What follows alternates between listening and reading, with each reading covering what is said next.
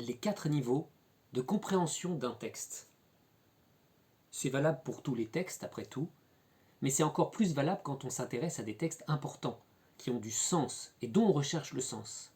Un texte poétique, un texte mythologique et bien sûr un texte sacré. Le premier niveau, c'est le niveau de l'écoute du texte. Je reçois le texte, corporellement, je l'entends. Je le lis, je l'entends, peut-être je le vois sur une scénette. Ce niveau est extrêmement important. Simplement voir qu'est-ce que raconte le texte, qu'est-ce qu'il dit. Et on s'arrête là, on ne cherche pas à y mettre des interprétations, des explications, juste on reçoit le texte. On ne cherche même pas à ressentir des émotions, ça ce sera le deuxième niveau.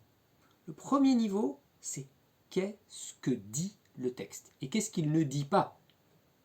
Il peut y avoir des problèmes de traduction, de vocabulaire, ok. Simplement, il raconte telle chose. Ce qui serait super dans ce premier niveau, ce serait même d'apprendre par cœur le texte.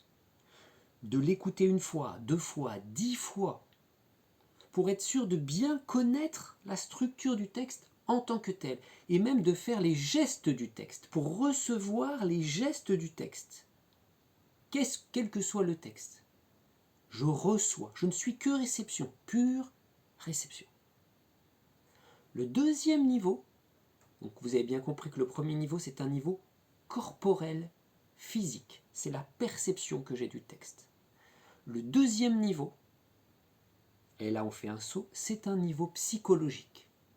Une fois que je connais le texte, donc je sais de quoi ça parle, je vois le mouvement du texte, eh bien qu'est-ce que je ressens? Qu'est-ce que ça me fait au niveau de mes affects? Est-ce que ça me touche? Est-ce que ça m'effraie? Est-ce que ça m'inquiète? Est-ce que ça suscite du désir, de la peur, de l'indifférence, de la joie? J'écoute simplement ce que ça fait en moi, au niveau des émotions et de ma psychologie. C'est très important de me positionner là-dessus, parce qu'il est certain qu'au niveau du premier niveau, a priori on va être d'accord sur ce qui se passe, quelles que soient les personnes rassemblées. Oui, le texte raconte bien ça. Mais ce qui est certain, c'est que le deuxième niveau déjà va nous diviser. Moi je trouve ce texte formidable, ça me touche, ça m'inspire, ça bouillonne en moi, et l'autre il va dire ça me laisse indifférent, qu'est-ce que tu veux que ça me fasse cette histoire, voire c'est nul. Bon. Donc il faut que j'écoute ce qui se passe en moi au niveau psychologique, au niveau des émotions. Et on n'a pas fini. Le troisième niveau va être le niveau intellectuel. Là, il s'agit de passer à la réflexion. On va utiliser comme outils principaux la logique et l'analogie. L'analogie, ça va être de faire des liens pour qu'on puisse entrer dans l'intelligence du texte. Entrer dans l'intelligence du texte, ça veut dire qu'on va se détacher de nos affects. Peut-être que le texte, je trouve hyper intéressant ou hyper pas intéressant, mais justement, je vais me détacher de tout ce que j'ai pu voir, ressentir, pour arriver dans la logique du texte, dans la structure. Au fond, qu'est-ce que ce texte veut me transmettre? Quelle est la solidité de ce texte? Est-ce qu'il a une structure cohérente? Est-ce qu'il a un message cohérent que je vois, que je perçois? Là, il ne s'agit pas de savoir si je suis d'accord ou pas d'accord, mais de voir ce qu'il dit. Alors là, j'ai le droit d'étudier le texte dans sa langue d'origine, en hébreu, en grec, en chinois. Je vais chercher la langue d'origine, je vais voir ce que disent les experts, je vais faire peut-être des parallèles. Si on travaille un texte sacré, quel parallèle je fais par exemple entre un texte du Nouveau Testament et de l'Ancien Testament? Quel parallèle je fais avec une prophétie qui annonce quelque chose? Est-ce que c'est bien relié ou pas? Est-ce que les mots, est-ce qu'il y a des synonymes? Est-ce qu'il y a une progression? Est-ce que ce texte s'imbrique avec un autre texte? Je peux étudier le contexte aussi pour voir quelle est la structure du texte, sa cohérence interne. Déjà, si on est là, on a fait un énorme chemin. Très rares sont les gens qui arrivent au 4e étage. ça nécessite ce qu'on appelle un saut anagogique. L'anagogie, ça veut simplement dire qu'on va vers un saut. On va sauter d'un niveau. Donc il ne s'agit pas, pour arriver au 4e niveau, de réfléchir encore plus, ou d'avoir encore plus d'émotions, ou d'apprendre encore plus le texte par cœur. Ça ne sert à rien. Le 4e niveau, c'est un autre niveau. Les pères de l'Église appellent le 4e niveau du sens du texte le secret. Il y a un secret. Le secret, ce n'est pas une connaissance qui se trouve par la réflexion. C'est plutôt une connaissance qui va se trouver par la réception de quelque chose, d'une sorte de révélation. Ça va être quelque chose d'intime. Jusqu'à présent, on était dans quelque chose d'extérieur. Je lis un texte, j'écoute ce que ça me fait, et puis j'essaye de comprendre. Ça reste extérieur. Je peux avoir compris un texte en me disant « Waouh, ça dis donc, waouh, ça a du sens ». Puis après, je passe à autre chose. Le texte reste extérieur à moi. Or, le 4e niveau nécessite une dépossession de soi pour entrer dans ce 4e niveau. Il faut se déposséder de soi-même pour que quelque chose de nouveau vienne. C'est-à-dire que le texte, il ne va plus être extérieur à nous. Tous les gestes du texte vont être intégrés en nous. Il faut donc vouloir ce que le texte nous dit. Peut-être des choses que je n'ai pas envie qui s'intègrent en moi. Ce 4e niveau, c'est le niveau spirituel.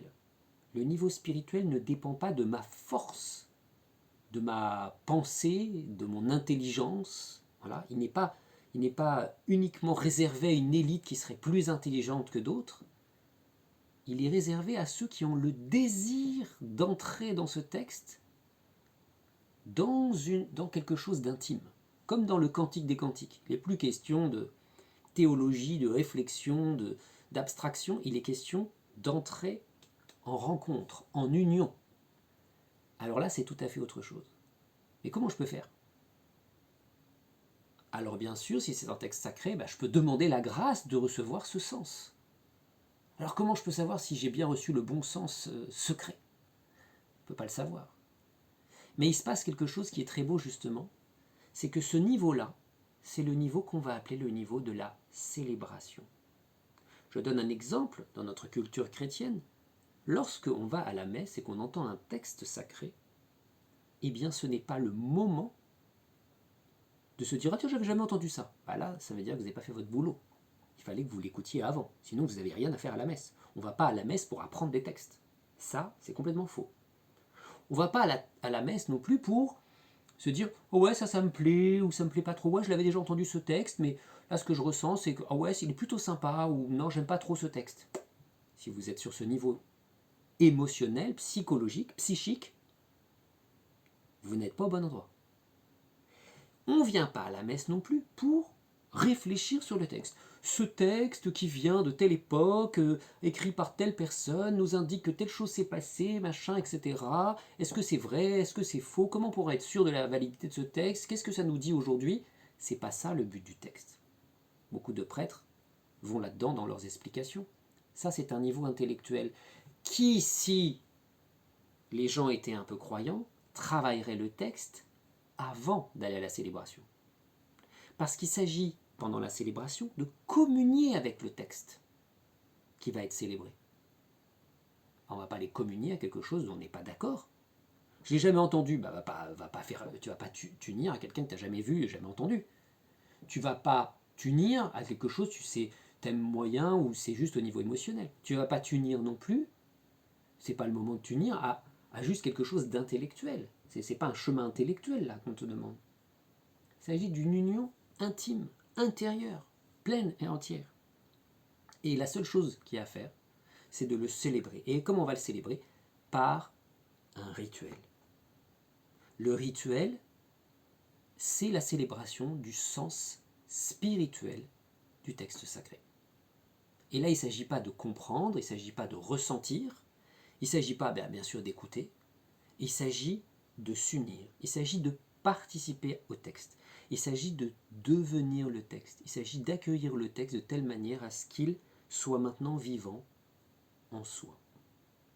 Ces 4 niveaux, eh bien, ce sont donc la réception, les 4 niveaux dont on a parlé, Niveau d'accueil dans le corps, niveau d'accueil dans le psychisme, niveau d'accueil dans l'intellect et niveau d'accueil dans la force spirituelle. Merci de m'avoir écouté. Et si vous êtes intéressé, il y a une deuxième partie.